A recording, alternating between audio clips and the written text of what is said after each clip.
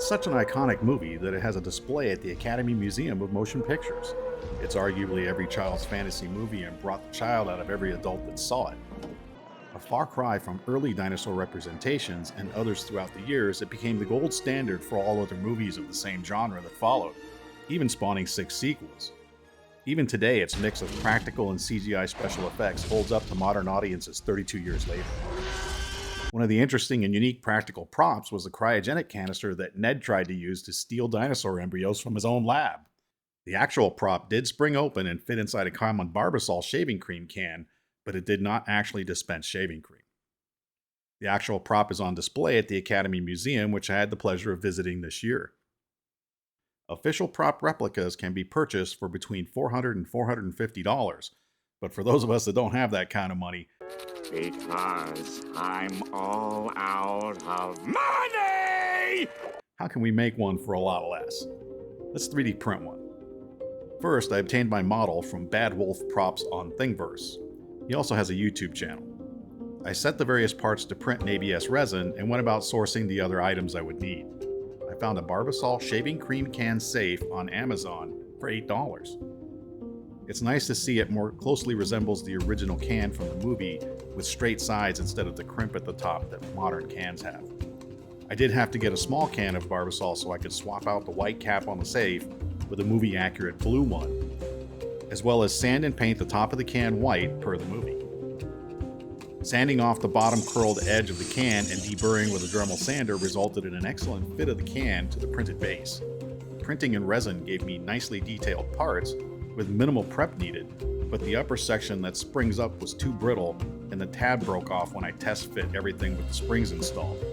I reprinted one of the parts in filament and used water wash resin for filler, which is quick and easy to use and safer than wood fillers mixed with solvents that others recommend. Once all the parts were prepared, I primed them in high gloss black.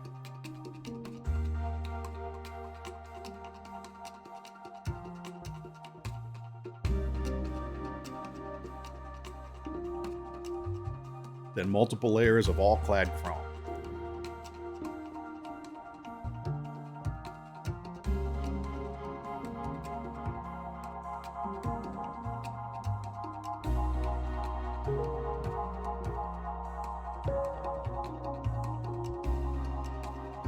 This was followed by several thin layers of water-based acrylic clear. The hardest part to find was a movie-accurate 1.5 ml centrifuge vial with a semi-clear cap so the black O-ring inside is visible. The Fisher Scientific brand used in the movie was only available in bulk at a cost of around $200 a bag. After a lot of searching, I found a source online that sells bags of a very similar-looking vial for around $27 for 25 pieces, enough for 2 canisters with some spares. I researched how the vials were labeled and printed out the needed labels. I then mixed up my own embryo solution using RO water and yellow food coloring and assembled my vials. Assembly of the full unit was a little tricky. The spring-loaded upper vial ring assembly was glued together first with some wire pegs installed for added reinforcement.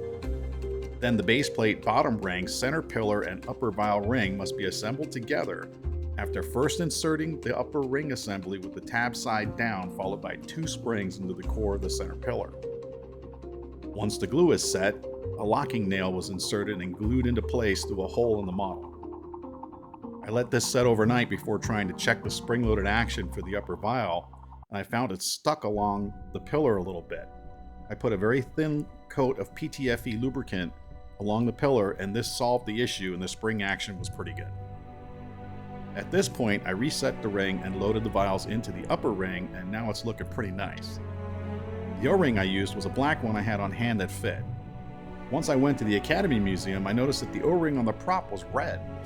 When watching the movie, the O-ring looks black in every scene, so I stayed with it. I slid the Barbasol can over the top, and there we have it. A mostly accurate cryogenic canister prop from Jurassic Park. My total estimated cost per canister if I made 2 would be around $30 per canister, or about $43 if I just stayed with the one I made. I hope you like this attempt at my movie prop. If you like what you see, or if you have a prop idea for my next project, leave a like and a comment below, and thank you for watching.